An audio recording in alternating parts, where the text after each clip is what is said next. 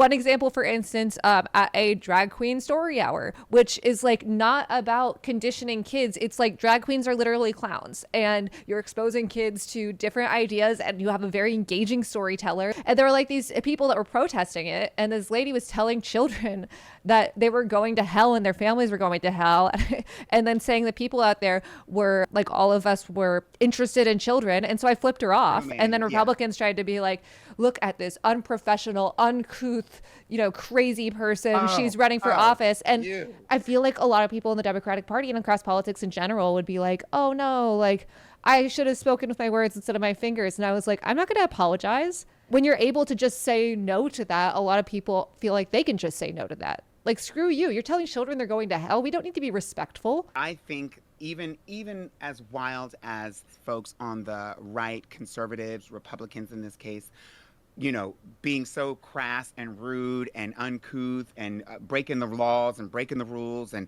breaking decorum, but then turning around and wanting to keep their opponents like shackled by these chains of decorum and respectability politics. That aside, establishment Democrats have been the ones who've been like heavily invested in like the going through the motions of respectability, regardless of substance, regardless of like not really fighting. They're just invested in maintaining a status quo that like is sliding down the hill into the pit of fascism.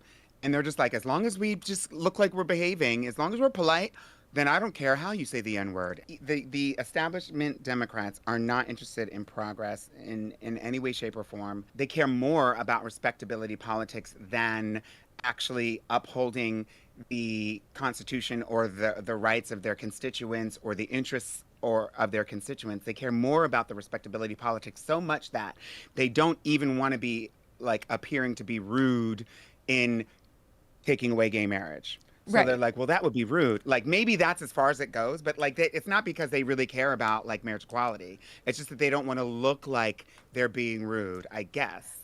And that doesn't work these days.